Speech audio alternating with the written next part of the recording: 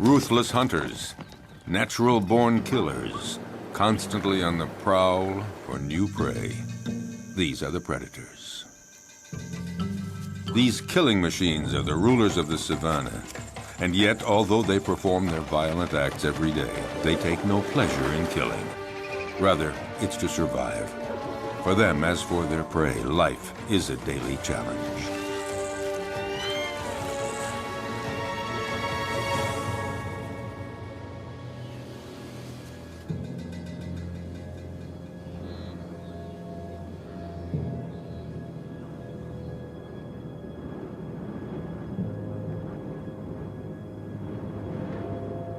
In the African savanna, right at the top of the food chain, are many species of big predators.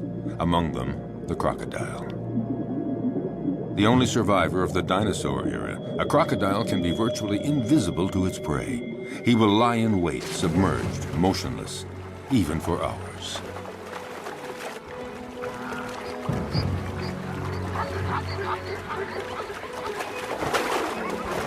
Fearsome, discreet, wily, he is perfectly adapted to life in the water and has the sinister reputation as the most dangerous killer in Africa.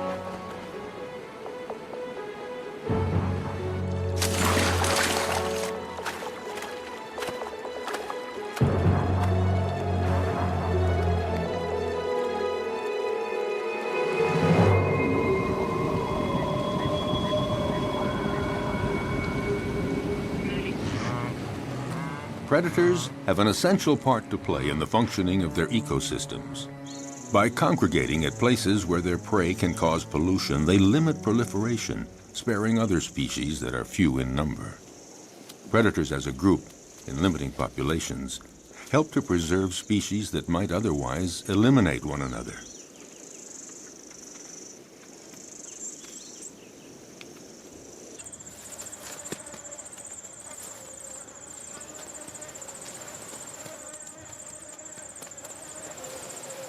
In the end, nature is well managed, because any given area always has just the number of predators it can handle, and no more.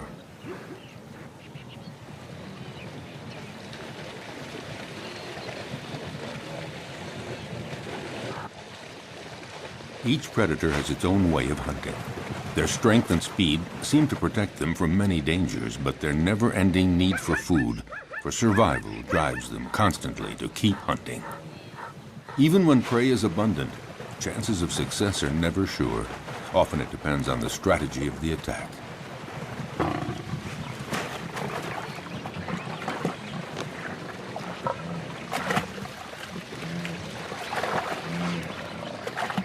Seized at the throat, this gnu has no chance.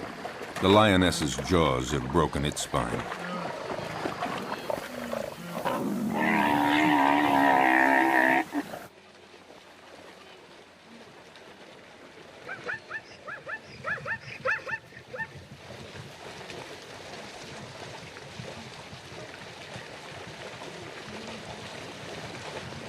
But the lioness can't lift her prey out of the water because the creek became too muddy during the dry season.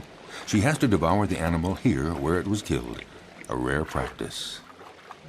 Usually several lionesses hunt together, but there are occasions of solo hunting, and then the lioness can rely only on herself to defend her kill.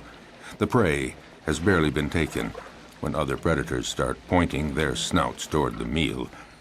Yes, it is not enough to hunt down and kill your prey. You have to defend it too. The fury of a lioness can be fatal for a hyena. The sudden appearance of a buffalo might improve the hyena's chances. But is the big animal a real danger for the lioness? The buffalo keeps approaching, trying to frighten the lioness away from her kill. The herbivorous avenger forces the lioness to flee up a tree. High up in the acacia tree, she keeps a needle-sharp watch on what is happening below. Finally, the buffalo lets the lioness come down, and the hyena sees his chance evaporating. In fact, the hyena gives up. The lioness could return to the dead prey at any moment to finish her meal. No, the hyena would rather try elsewhere, where a family of cheetahs is hunting in the area. At one point, the contest threatens to become fierce unless the hyena is content to be a little patient.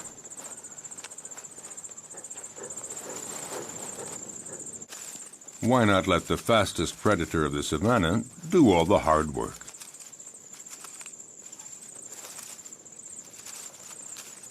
The female cheetah hunts alone because she can't count on her progeny. In this case, 3 teenagers. They're too young and too clumsy. Her hunting technique is simple. Just race to the prey as fast as possible and deliver a powerful swipe of the paw to throw the animal off balance. Once it's on the ground, the cheetah's powerful jaws sink teeth into the throat, and that's that. Once she sets off, there's no turning back. There is no room for error. Yes, this may be the fastest animal on Earth, reaching speeds of 100 kilometers per hour. That's 60 miles per hour. A gifted sprinter. But she soon runs out of breath and finds it hard to take the turns at high speed.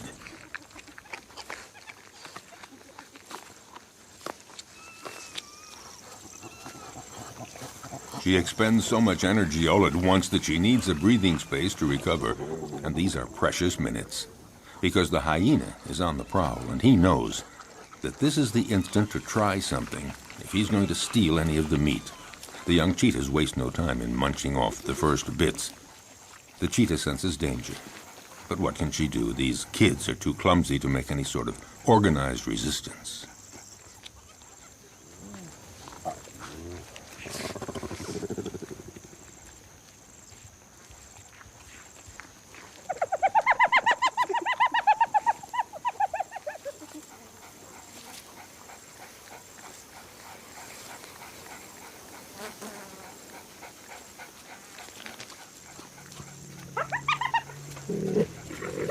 Their mother tries to put up a half-hearted bluff, but she knows that she and her offspring can't do anything against the hyena's terrible jaws and teeth, especially now with the smell of blood in the air.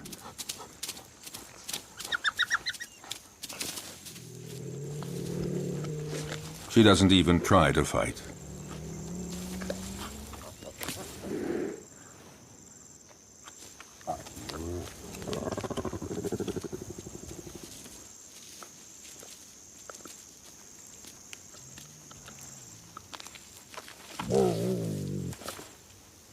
Her big meal is not for today. She's a spent force, and she knows it.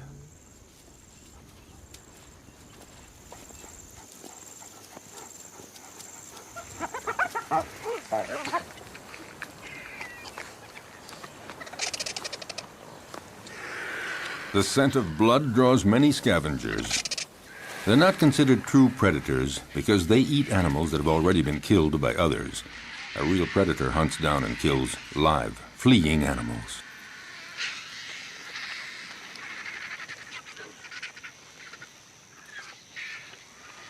As for the hyena, his patience has paid off, and he can eat to his heart's content.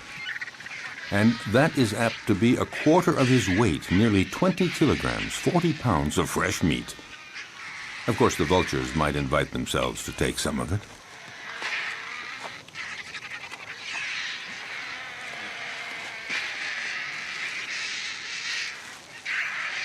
A jackal is prowling around, but he's no match for the hyena.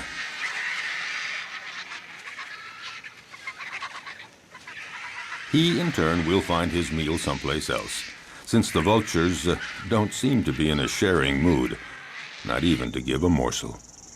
So he has to fall back on more modest prey.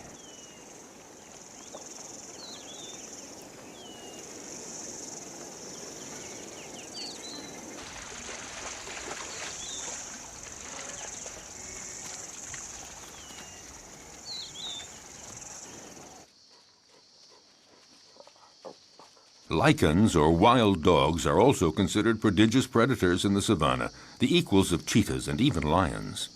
They're among the carnivorous animals that hunt during the day. To feed the family twice every day at sunup and sundown, they leave their lairs to hunt in packs. But they're not always successful, because they're often smaller than the animals they attack.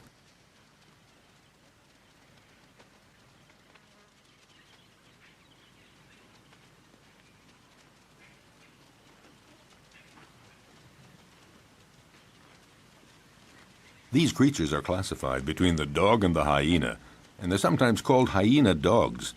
They drink very little, and their prey can be antelope, zebras, gazelles, and gnus. They're about the size of a big dog, but they're considered, perhaps, the most effective killing machine in the animal kingdom. They hunt in packs, like wolves. Alone, one could never take down a Thompson gazelle or a young gnu, so it's vital that they hunt in packs, and this requires a well-planned division of labor. First stage, sneak up on a herd to spot one that is young or weak.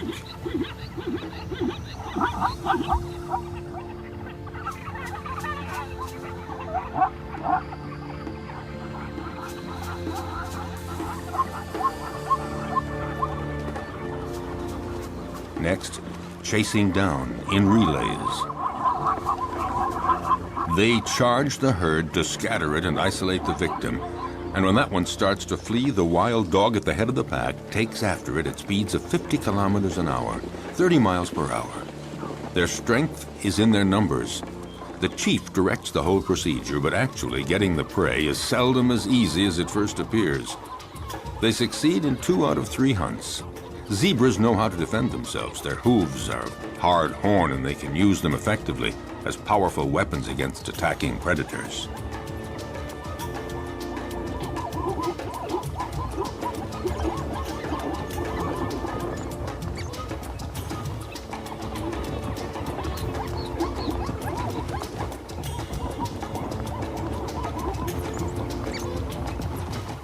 This time, the zebra herd manages to fight off this pack that isn't really prepared for this morning chase.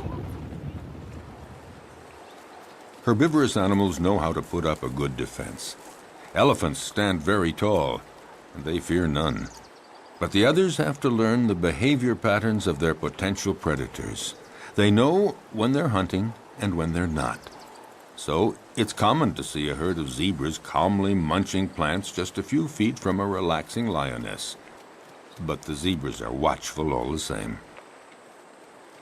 The stallion stands slightly apart like a sentinel. When he senses danger, he alerts the others with a whinny. Instantly, they all form a group and they flee together, with the stallion bringing up the rear, where he can nip the legs of the slow zebras to make them keep up with the others. But the greatest danger for all of them is crossing a river, because it's there that crocodiles lie in wait. If crocodiles are seen as the most frightening predators on the planet, it's because they're not only clever and strong, they have another weapon: their patience. They can go for months without eating, but after a fast like that, any prey passing within range of their massive jaws would have to be very lucky to escape. Armed with about 70 teeth, a thick body armor of scales, and powerful appendages that they can use to leap their full body length, their attacks are furious and frightening.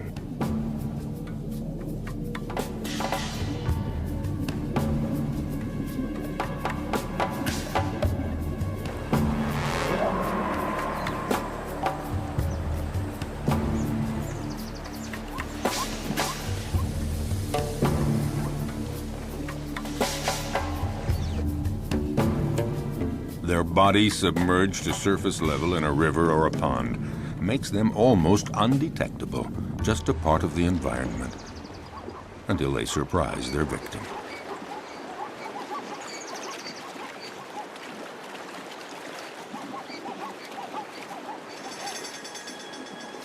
Buffaloes, zebras, antelope, these are perfect prey. And slippery shoreline mud or steep riverbanks often make it hard for the prey to get away.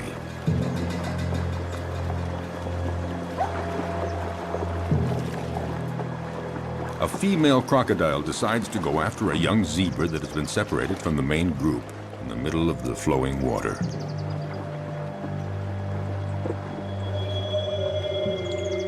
It's not a fair fight. Alone, terrified and wounded in the river, the animal doesn't know where to go or how to get away. The female crocodile tries to drag the wounded creature down into the water, but the youngster is resisting ferociously. It's hopeless.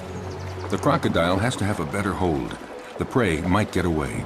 Whatever it takes, she has to get a firmer grip with her jaws, and in those few seconds, the zebra could get away.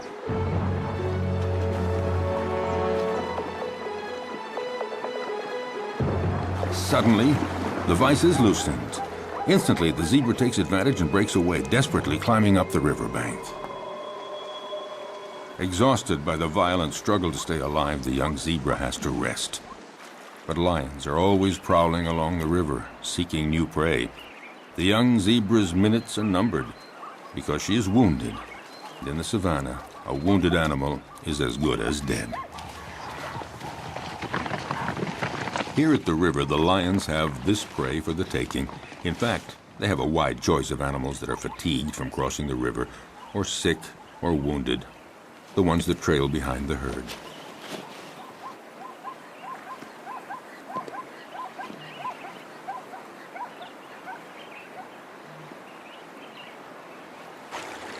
As for the crocodiles, they gather around the only crossing point for the animals. A zebra sounds an alarm to warn the others. But the crocodiles are well aware. They know all they have to do is lie in the water and wait. Sooner or later, the next grazing animals will give in to the strong temptation to cross. It might be Thompson gazelles, eager to find that greener grass on the other side. For them, crossing the river is a real adventure. They're too small to resist the current. They wait, hesitating to take the first step.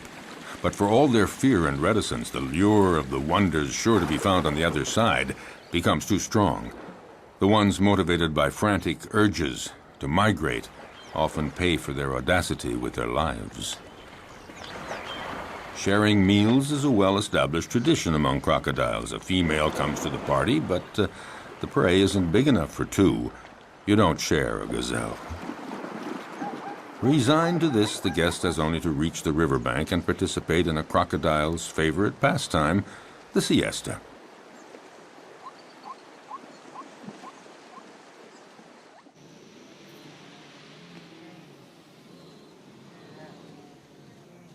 But during the mass migration across the Masimara Plains, danger comes not only from crossing the river, it lurks everywhere.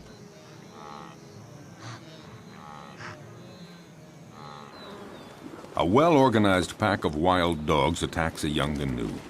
It's encircled and separated from the herd. The predators then go at it fiercely, relentlessly, showing no mercy. The gnu is exhausted. It's time for the kill. At one point, the animal nearly falls to the ground. One of the wild dogs seizes a hoof. And finally, the creature drops. Often, the attackers will hold the muffle of the prey tight until it stops all movement.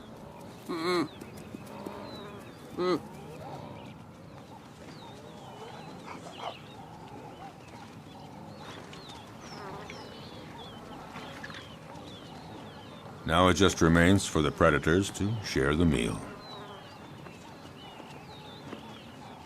Back at the lair, a part of the meal will be regurgitated by the mothers to feed their young.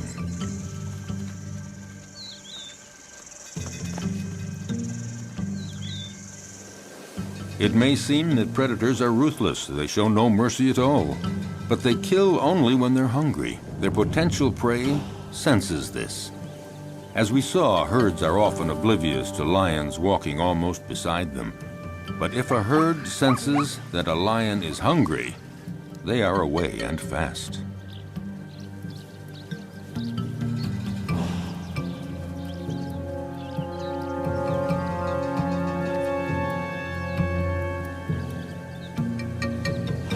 Yes, usually lions hunt in groups, or rather the lionesses hunt in groups.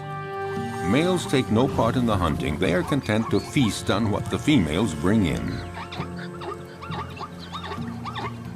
What lions like most are gnus and zebras, the slower animals that are easier to run down, not the gazelles and antelope. Actually, hunting any animal is always difficult.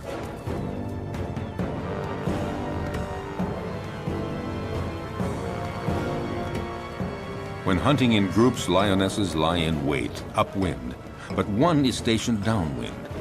They wait for the right moment and then come out all at once, heading straight for the herd. The targeted animal is, of course, terrified and runs in all directions. There's every chance that the ambush will be successful. It is said that the zebra has an anti-lion camouflage. When they're running fast and trying to get away from the lions, their stripes create an optical effect that makes it difficult for a lion to distinguish where one zebra starts and the other ends. Unfortunately for the zebras, the effect isn't very effective.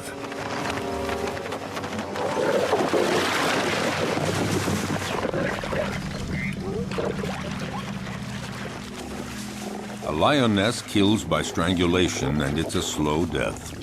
The victim tries to get breath. It might take 10 minutes before the animal dies. The success score for females that hunt alone is fairly low. It's about 17%, one kill in every 5 attempts.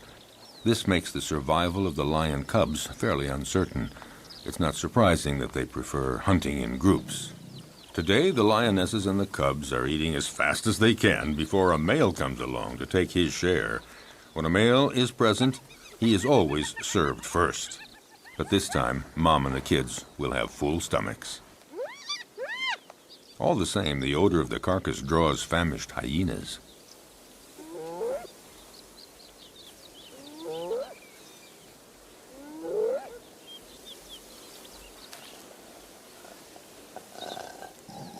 The banquet attracts envious neighbors. The hyena moves in closer, no doubt convinced that the moment has come to make his move. But the lionesses have no intention of letting him get away with it.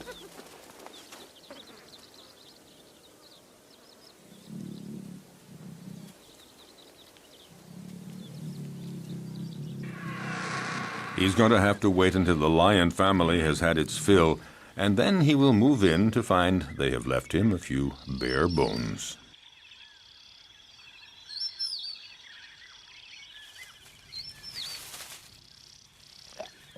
No, not much chance that the lions will leave much for the hyena. Well, if there's nothing here, the hyena has to resume a solitary quest. Why not seek out tender prey, fresh meat, for instance, an unsuspecting, defenseless baby cheetah? For out in the wild, hostile nature, the lives of the young, whether predator or prey, are often precarious.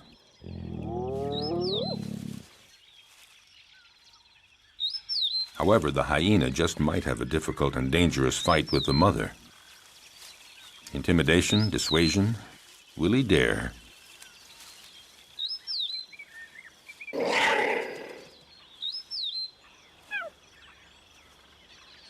No, the risk looks too great. The hyena goes on his way and keeps on the prowl for other prey.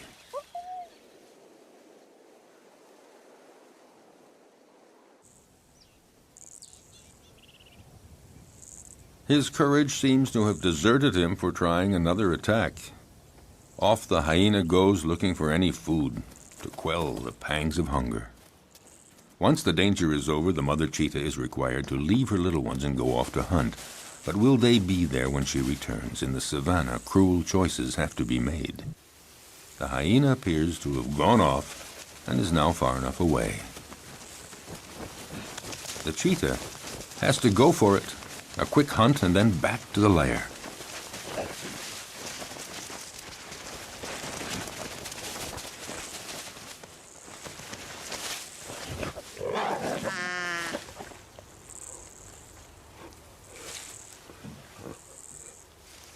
The hyena is watching all this. And a little too sure of itself approaches the cheetah, certain to come out the winner.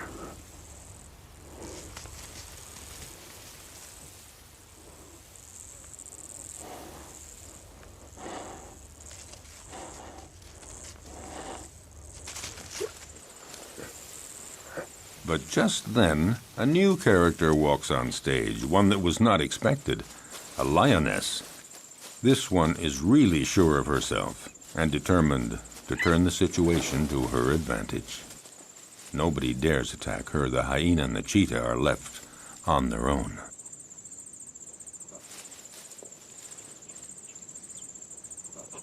Indifferent, the lioness ignores them with the arrogance of a victor.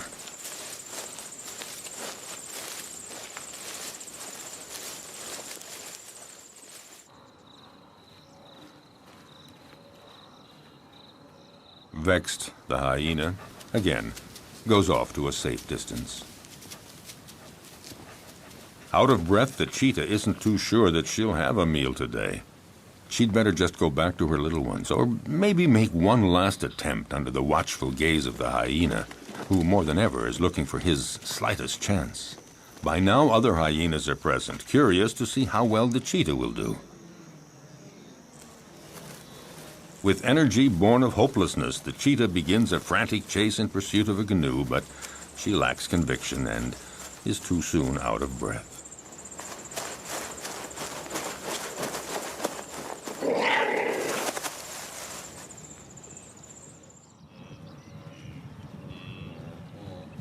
Even the gallery of watching hyenas doesn't think that she'll succeed. However, they join others of their pack and profit from the panic caused by the cheetah to attack a wounded canoe. The lone hyena would very much like to join the party. Well, aren't there cordial relations among all members of the same species?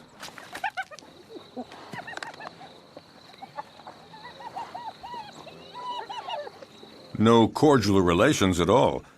A very strict social order determines relationships among individuals in groups of hyenas. The loner is not part of this group, so the dominant female directing the group chases him away in no uncertain terms.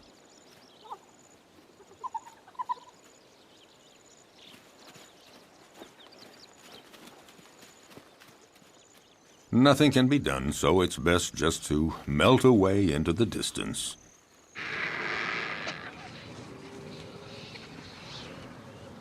The dry season is drawing to a close, and carnivorous animals are finding less and less game, and they're growing weaker. The hyena has been walking for a week, looking for food, doing anything to blot out the terrible pangs of hunger. He has just about enough strength to stand up and return to his lair.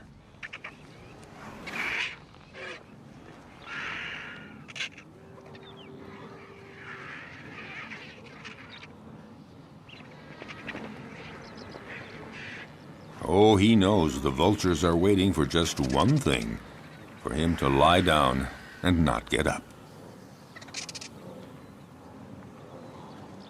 But hyenas belong to a species with incredible resistance. Gathering up all his strength, he sets off on his quest.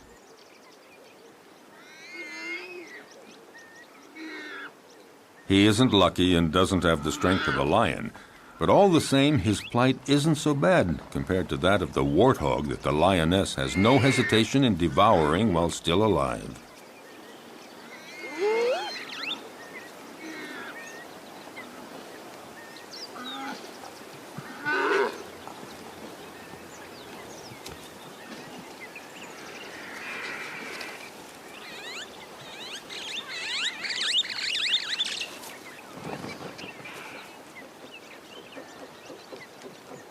The hyena was right to wait around for a while. At last, there is a reward because the lioness leaves the warthog carcass after eating only the entrails. Finally, something to eat.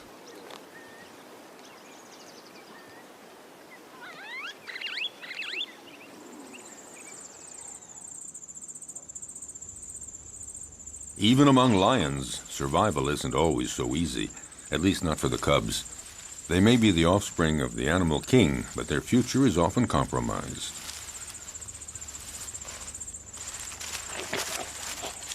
Power and strength characterize the lion, but the cubs are vulnerable, and danger lurks everywhere, even within their own group. Actually, among the lions, everybody seems to be getting along with a certain intelligence. The females within a family are taking good care of the little ones. A female will submit to any sort of nuisance from the cubs, and will even take care of the ones that are not her own. So the females remain calm, but it's quite different with the males. They guarantee reproduction, and they protect the females and the cubs, but they can turn dangerous for the cubs. Unmindful of his tremendous strength, a male who is annoyed by a cub teasing him just might kill the youngster with a swipe of his paw. Lions like to live in a stable family group, and yet the young ones, especially the newborn, are always vulnerable. Prudently, a female about to give birth distances herself from the group and finds a lair where she can have her cubs. She wants to find a natural hiding place where hyenas and jackals and cheetahs can't get at the little ones, and to keep them safe from the male lions that might come to take them. A female may have as many as 6 cubs at a time, but only 1 in 5 will survive to adulthood. Cubs are most fragile during the first 20 months. Then they are young adults. The mother lioness has to leave her cubs in the hiding place and go out to forage for food, but she never knows whether when she returns she's going to find them dead or alive. Will they escape the prowling predators? The lioness is now isolated from her group, and she has to hunt alone. Her predatory hunting instincts have to overcome her maternal feelings.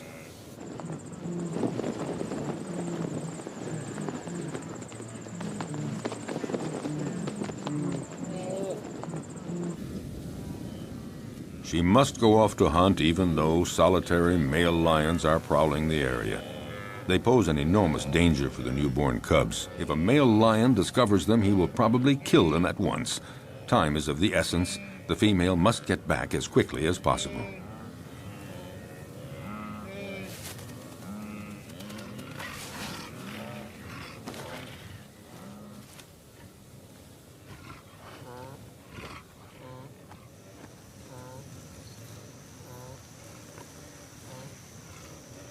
A lion, alerted by the noises, emerges from a thicket.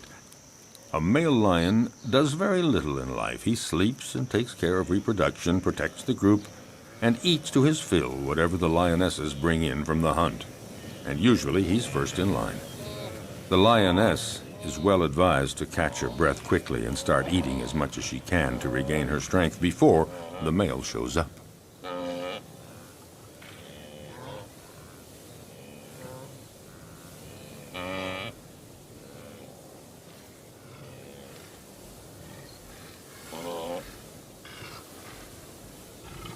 "5 kilograms, 10 pounds of meat every day. That's what every male or female lion requires for survival. But one might eat up to 35 kilograms, 70 pounds, at a single meal. The effort has been so strenuous, the lioness has to recuperate for a good 10 minutes before feeling strong enough to begin eating.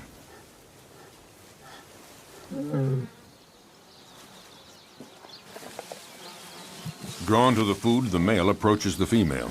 She submits because she knows the social order within lion groups. Males take first. Hence the lion's share, and here it literally means that he takes all the best pieces for himself, and he takes them before anyone else in the group. A male lion can be the most powerful predator of the savannah if he chooses. He's fearless. No animal would ever approach his killed prey.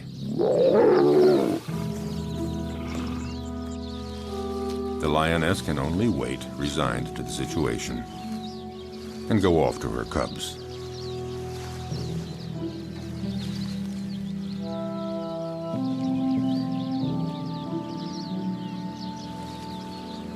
Returning from the hunt, the young mother lioness has to make her presence known.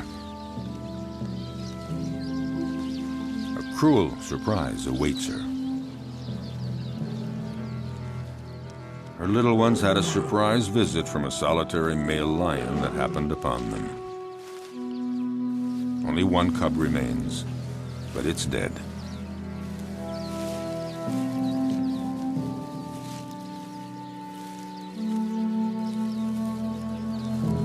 She takes it and wanders through the savannah for a long time.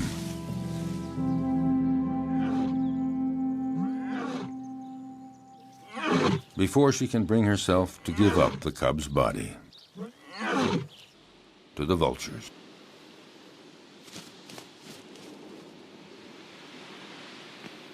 Accused of killing for pleasure, predators have incurred a bad reputation, and yet, for over half a century, many scientific studies have proven their usefulness.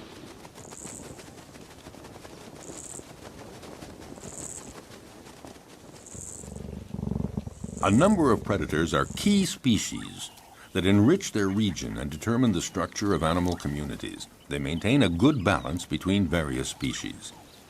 Attempting to suppress the predators to protect nature is a mistake, because any place without predators is not a stable environment. On the contrary, it's an artificial habitat made poorer and more fragile.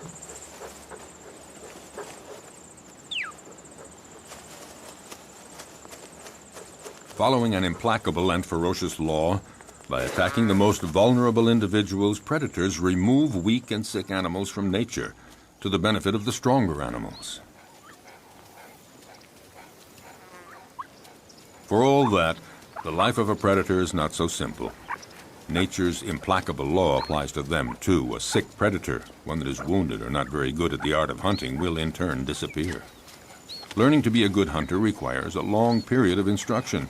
For example, a female cheetah has to take great pains teaching her young to hunt, so they learn to recognize and stalk down their future prey. They have to be taught how to choose prey, sense all its reactions, and know how to get it. Most important, young cheetahs have to master the essential swipe of the paw that knocks running prey to the ground. As a rule, the cheetah is certainly a superb sprinter, but since they can't take the quick turns at high speed while running, they have to rely on striking their prey precisely and forcefully with one paw, throwing it off balance and dropping it to the ground. The students learn this by practicing on a young live antelope provided by their mother.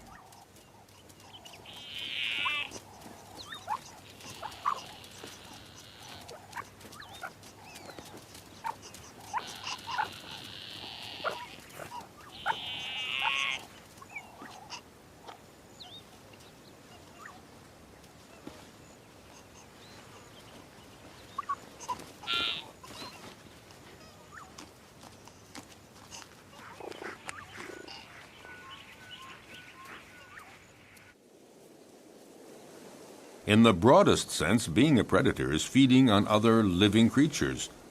Under that definition, practically all animals are predators. It's just a matter of scale.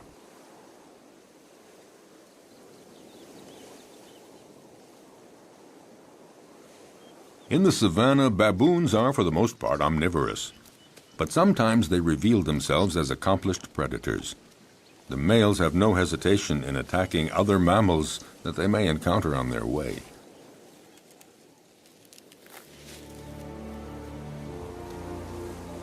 They can be terrifying opponents. Their bite is awesome. A powerful dominant male has caught a small gazelle. He doesn't wait for the prey to die before devouring it, right in front of his underlings.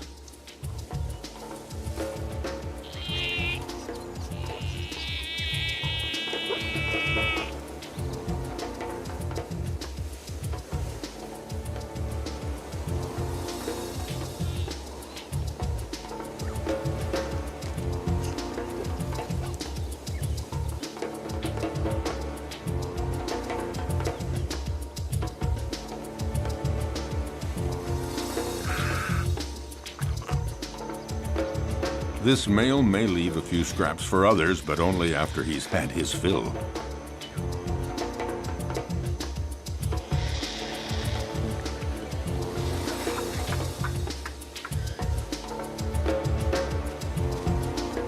In the savannah, death is a part of everyday life. The baboons set off for new horizons.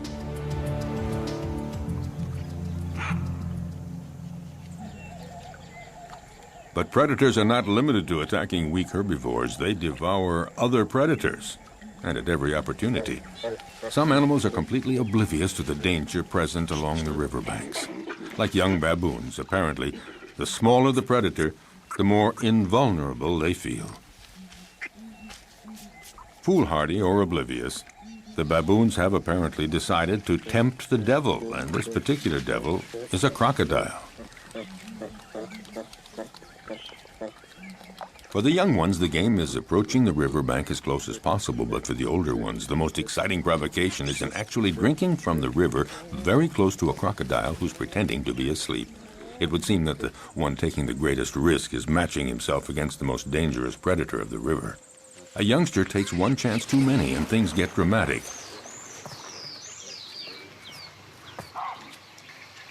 The alert is sounded, but it's too late. The entire group looks on helpless, seeing the young baboon in the jaws of the hungry crocodile.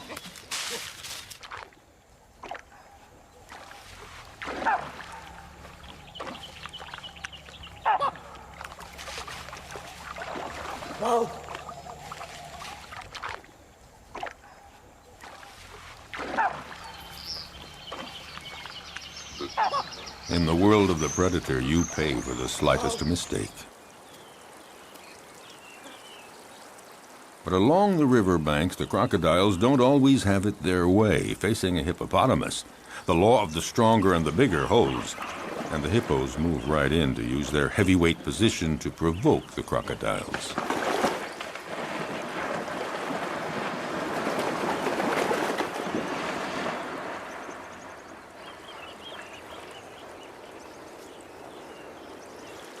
The hippos and the crocs live together in the river. The crocodiles may present no direct threat to the hippos, but all the same, they might go for a young, defenseless crocodile. Defending territory, provoking, hippos are quick to show disdain for the crocodiles as soon as they're big enough to intimidate them, and in response, the crocodiles feign indifference. Even the youngest get in the game. On dry land, the adult crocodiles do their best to frighten the hippos.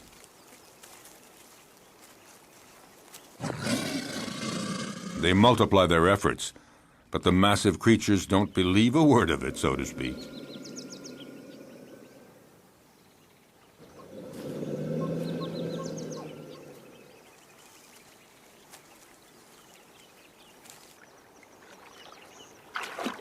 If duels between adults held on land seem not really dangerous for the combatants, it's not the same in the river, when the crocodiles are again in their preferred hunting ground.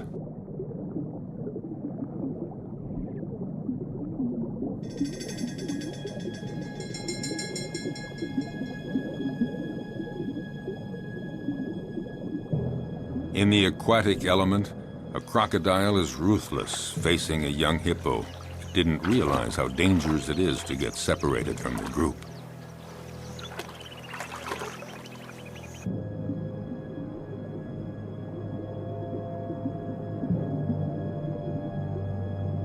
Cunningly, the crocodile approaches slowly.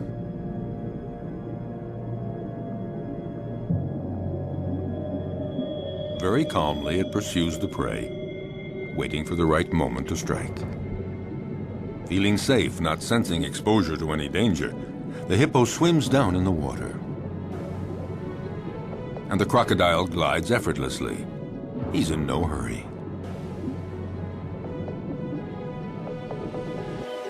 In this unequal pursuit, the two animals rise to the surface.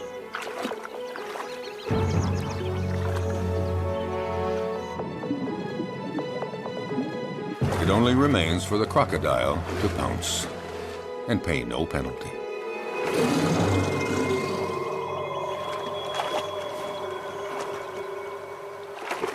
The only place to satisfy a thirst is in the river, and that's where every danger lurks. But nature isn't fair. Some risk everything, others face virtually no danger.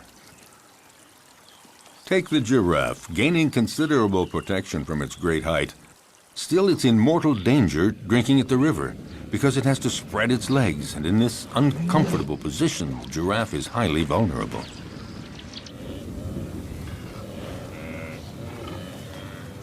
If there's no shortage of game here, it's because every year the migration cycle of the herbivores of Serengeti conducts 1.5 million gnus and countless other animals across the Masai Mara Plateau to Kenya, to to spend the summer.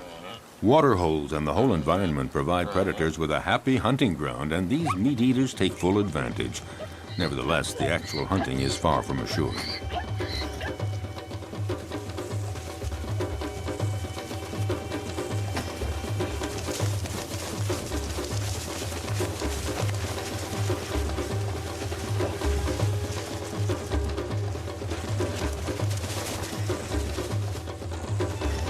As always, some succeed and others fail, but it's not because there's no game. Some prey defend themselves with enough energy to repulse the most ferocious attacks. With 4 against 1, the cheetahs seem to have achieved their goal. But such combats don't always end as predicted. It would appear that the cheetahs have the advantage, but that doesn't take into account the endurance of their opponent or the canoe's instinct for survival.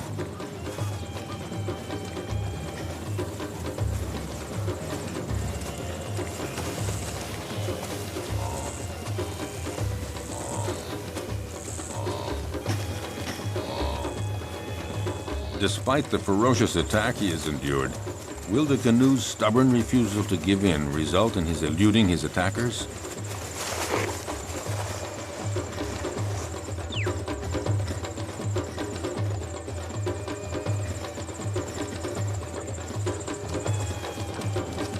Thrown off balance by the canoe's sustained fury in managing to escape their claws and teeth, the cheetahs seem unable to administer the fatal blow. Suddenly, in an astounding burst of energy, against all odds, the canoe does manage to escape from all those predators. Totally exhausted by all this, the cheetahs give up.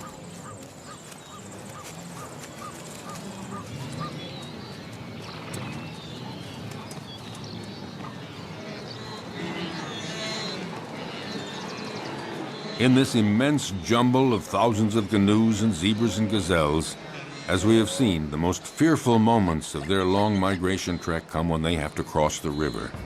But paradoxically, if it's their great number that attracts predators, it's also their massive numbers that provide their best defense against the feared crocodiles.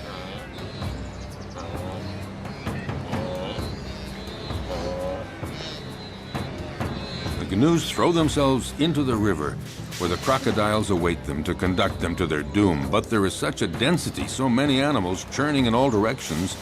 In this confusion of horns and hooves, the crocodiles are confused, unable to find a precise target. Some of them even stomp on crocodile heads in their frantic, panicky movements.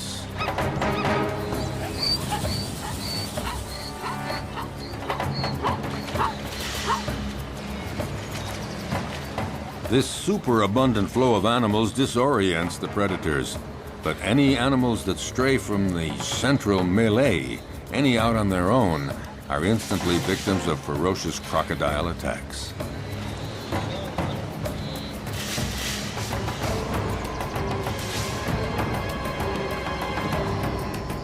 The prey is seized in a single leap, the victim rendered rigid by the pain of the bite, held firmly in those massive jaws, and the crocodile begins to devour the animal. Often several others quickly come to share the feast, unless the first crocodile can manage to plunge the prize to the bottom of the river. If there were not predators on the Great Plains of the African savanna, it would create a major imbalance in the proper development of the ecosystem. Nature creates a balance where each animal has its place in the food chain. All species reproduce and evolve according to a cycle that allows them to live together in the same territory. Without predators, some species would overdevelop to the detriment of others, possibly resulting in the extinction of species.